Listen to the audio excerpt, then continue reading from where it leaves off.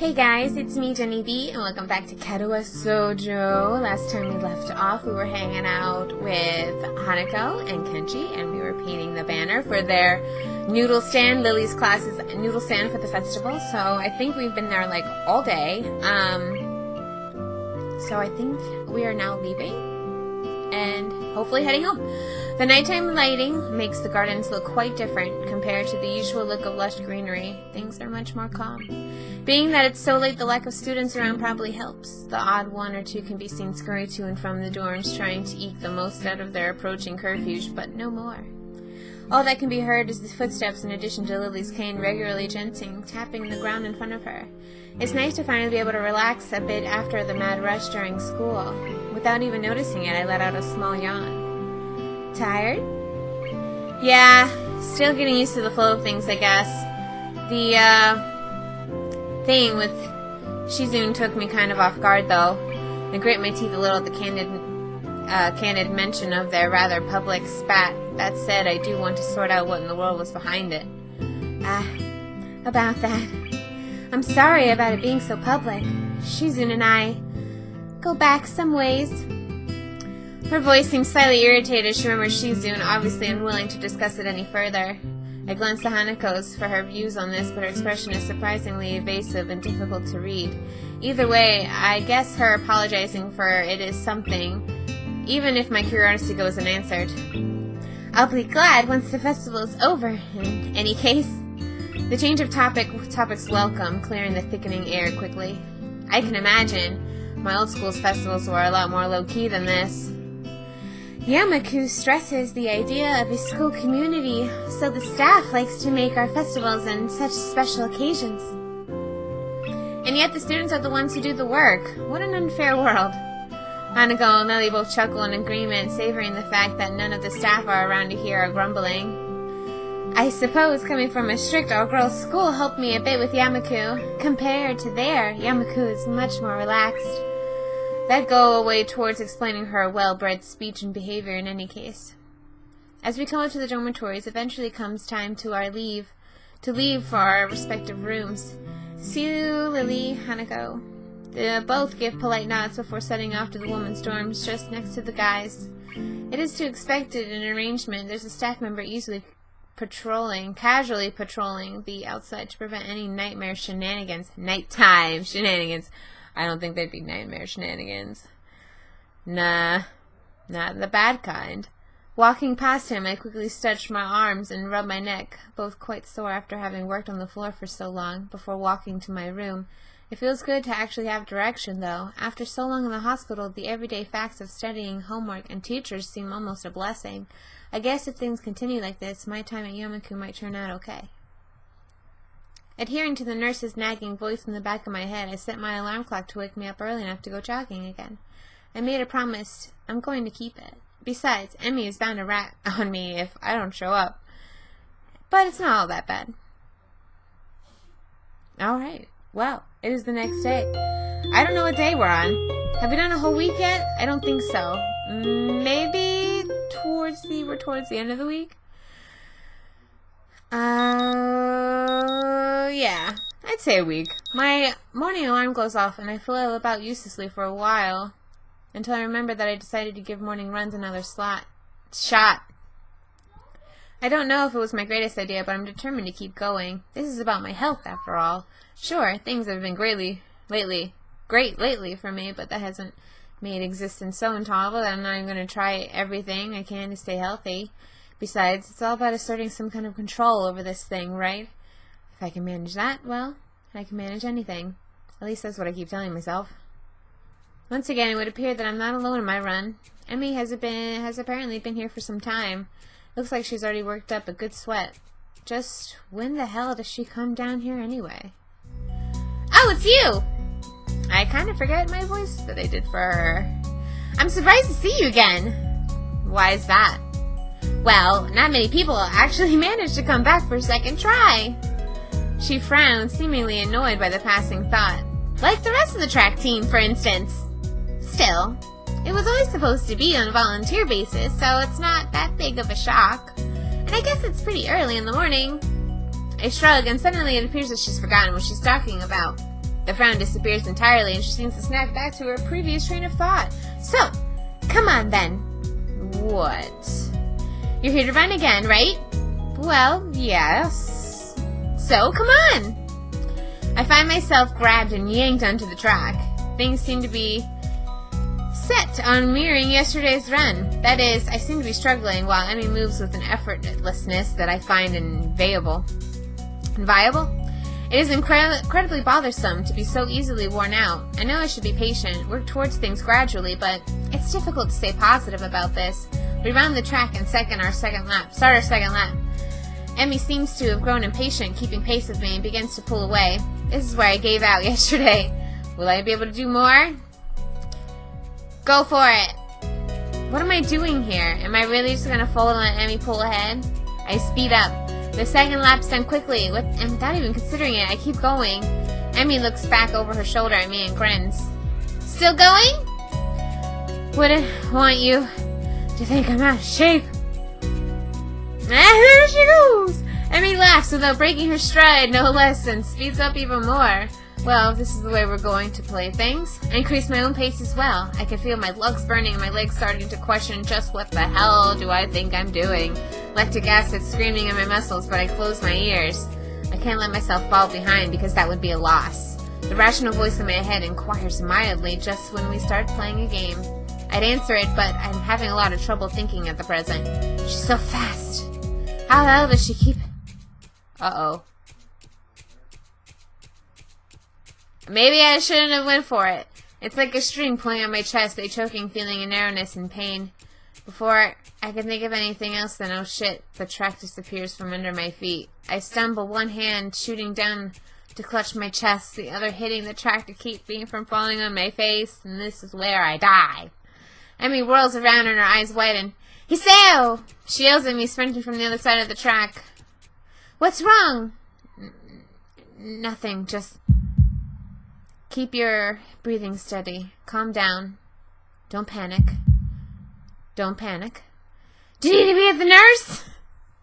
I close my eyes, shutting the outside world. My heart struggles to regain its rhythm. Slowly the pain in my chest begins to subside. Soon it's gone like nothing happened. It was nothing? No, something happened there. She's like, what? I open my eyes again and glance at a very worried Emmy. Her face is cracking me up. Look at that smile. It's just like...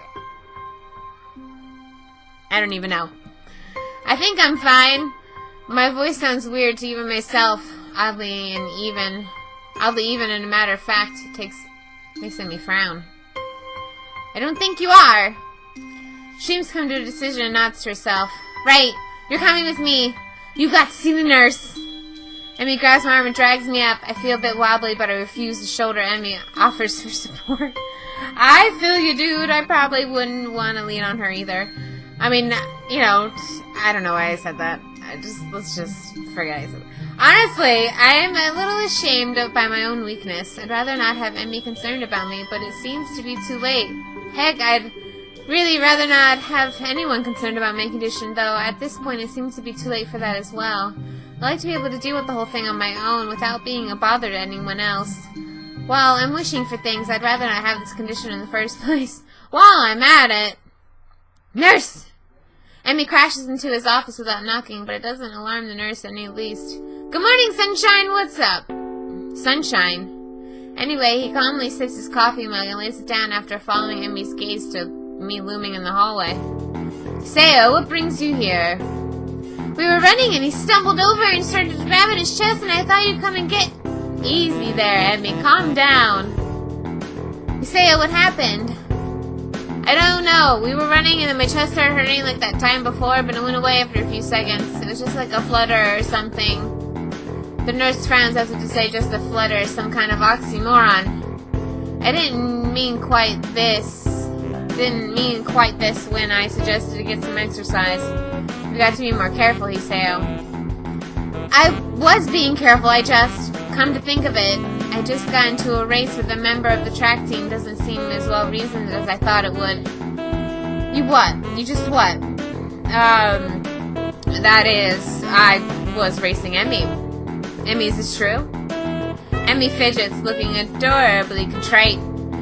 Well, finally she can't seem to bring herself to say it out loud and merely nods. The nurse sighs and rubs his forehead with one hand tiredly.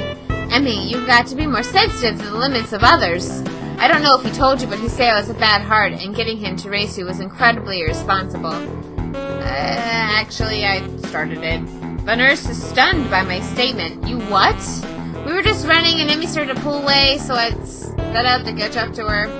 The nurse stares at the ceiling, mutters a prayer for patience to some god or another, and looks back down at the both of us. So you're both stupid. That's a comfort, I guess. He used to be a nice nurse. Now come on, Hisao, I've got to make sure your heart's not going to explode or something. I dutifully obey and follow him to the adjacent room where we are certain that I am, in fact, not going to keel over and die. So how does it feel? I don't know. Nothing much. Tired, but it might just be from the exercise. You should stay here a few hours and rest. We'll see how you feel after that. Sweet, get to skip class. I'm not going to object, so I lay down in the infirmary bed. Take a little nap. A thoroughly miserable Emmy comes in after getting an earful from the nurse in the other room.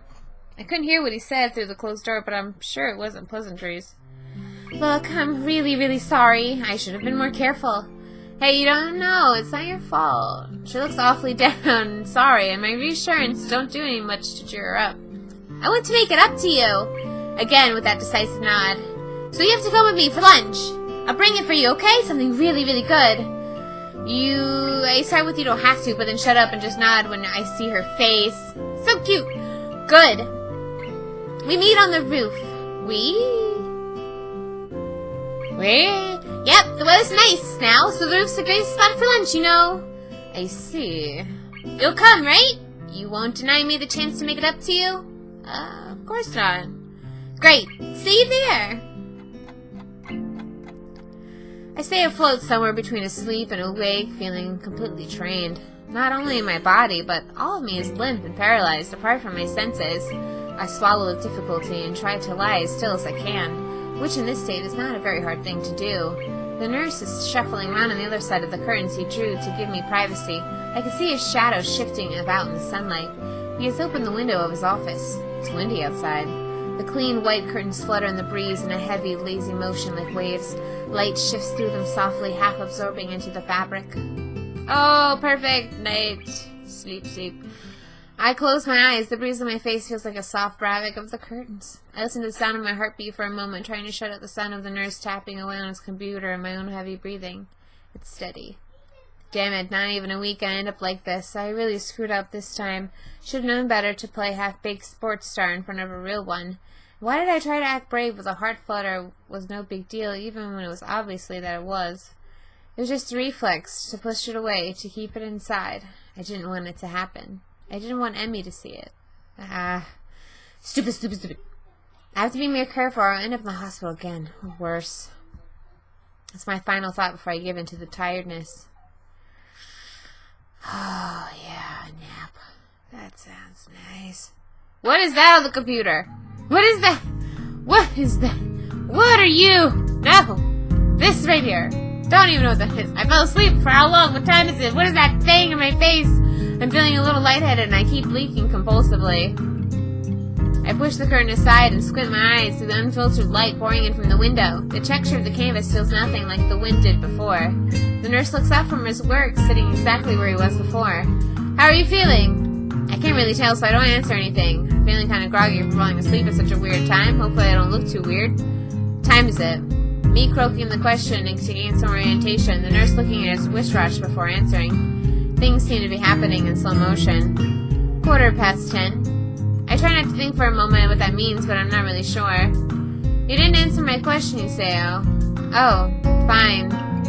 Climb down from that bed then and let me see how you're doing. Don't. I try to do exactly that, only to sway dizzily when I move too fast. The nurse moves to support me by my arm and sighs. Stand up too quickly is what I was going to say. Just sit there. I'll check your pressure to make sure. My good intention sure lasted for a long time. I shouldn't have embarrassed with myself while the nurse gets busy with an old-fashioned contraption in my arm. After a couple minutes, he puts it away. Neither are looking pleased nor unhappy. You're alright. Head stop spinning? Yeah. Good.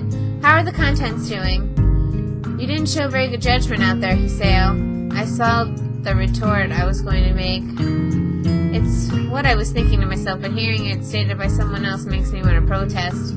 What he's saying is not pleasant to hear. Doesn't make him any less right. No, sir. He nods, still looking as neutral as he was before. It would be easy to be angry at him if he said, "Told you so," or something, but he doesn't. I can try to help you keep your health, but ultimately the last call lies with you. Hopefully this little episode will be something that'll remind you of that. Here, a note for your teacher, to avoid interrogation. I take a slip of paper he's offering, then make my leave, as I can't think of anything else to say, nor do you even really want to. Stay out of trouble, you hear me? I don't think it was anything but a scare, but next time it could be different. I hear you. Okay. On that note, we're going to end that here. We almost died. That's all that really happened in this episode. I hung out with Emmy and she saved our lives, but she almost tried to kill us too, so it's a win-lose kind of situation. I don't really know. But thank you guys so much for checking this episode out of Katawa Shoujo. I really hope you enjoyed it, and catch the next one. And I'll catch you guys later.